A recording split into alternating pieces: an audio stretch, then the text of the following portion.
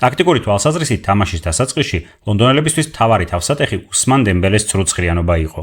ფრანგი შემტევი ჩამოდიოდა სიღრმეში, ზოგჯერ საყრდენი ნახევარმცველის პოზიციასაც კი იკავებდა, ამ დროს არსენალის მცველები მას არ მოჰყვებოდნენ და თავისუფლად მოქმედების საშუალებას აძლევდნენ. შედეგად PSG-მ ლივერპულთან გატანილი გოლის კოპირება შეძლო. დემბელე მოედნის ცენტრში იხსნება, ნუნუ მენდეში მას დიაგონალურ გადაცემას უკეთებს და მოწინააღმდეგის პრესინგს ჭრის, ხოლო PSG-ს ნახევარმცველი აკეთებს აჩქარებას ფლანგზე და პასის დერეფანს ათავისუფლებს. ლივერპულთან ეს აჩქარება ვიტინიამ შეასრულა, ხოლო არსენალთან ფაბიან რუისმა. ზოგადად პარიზული გუნდი დასაწყისში არსენალის პრესინგს კარგად ხსნიდა. ან გოლის იდენტურ კომბინაციებს ათამაშებდა, ან ნუნუ მენდეში ადიოდა მაღლა, მის ადგილს ერთ-ერთი ნახევარმცველი იკავებდა და თავისუფალ ჯიბეებში კვარა იხსნებოდა.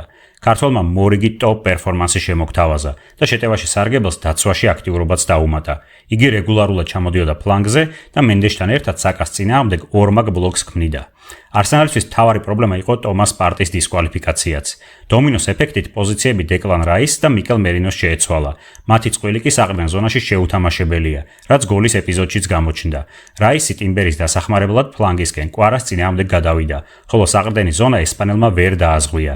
მეორე ტაიმშიც იყო მსგავსი ეპიზოდი, თუმცა აქ მერინოს და რაის როლები გაცვლილი ჰქონდათ და უკვე დეკლანმა დააგვიანა ჟოაუ ნევეშზე თამაში. დეკლან რაისი არ არის კლასიკური ტიპის რეჯისტაც, რომელიც თამაშის ტემპს გააკონტროლებს და პასებს იდეალურად გაანაწილებს. რამდენიმე ეპიზოდი რომ გაჩვენოთ. ამ შემთხვევაში აბსოლუტურად თავისუფალ ოდეგორზე გადაცემის ნაცვლად რაისმა ბურთი ფლანგისკენ გააგზავნა, სადაც არსენალის ფეხბურთელი ეგრევე პრესინგის ქვეშ მოხვდა. აქ კი მარჯვნივ საერთოდ არ გაიხედა, სადაც ორი გუნდელი და პერსპექტიული შეტევის განვითარების შესაძლებლობას ჩანდა და ბურთი მარცხნივ მყოფ ტროსარს გადააწოდა, რომლის წინააღმდეგაც 4 პარიზელი იყო. თუმცა სამართლიანობისთვის უნდა ითქვას, რომ არსენალის ყველაზე სახიფათო მომენტი დეკლან რაისმა თავისი მთავარი სკილის, დიდ სივრცეებზე ბურთის წაღების უნარით შექმნა. პარიზული გუნდის სუსტი წერტილი აშრაფ ჰაკიმია. მაროკოელი 3-ჯერ მოატყუეს 1-1-ზე და სამივე შემთხვევაში მომენტი შეიქმნა. ჯერ საკას გადაცემას ვერ მიწვდა მერინო, შემდეგ კივიორი გასცდა ჰაკიმის და PSG პენალტს გადაურჩა, ტაიმის ბოლოს კი ლუის სკელიმ ჩამოიტოვა მაროკოელი და გაბი მარტინელი დასარტყმელ პოზიციაზე გაიყვანა. ჰაკიმის ბრალეულობა ტროსარის მომენტშიც გამოჩნდა, როდესაც იგი მაილზ ლუის სკელიზე გაუაზრებლად ავიდა და თავისი ზონა აბსოლუტურად თავისუფალი დატოვა. საპასუხო თამაშის წინ PSG მნიშვნელოვან ფავორიტად გამოიყურება.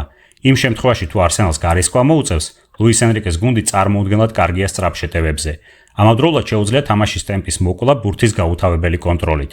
ლონდონელებისთვის კარგი ამბავი კი ტომას პარტის დაბრუნება იქნება.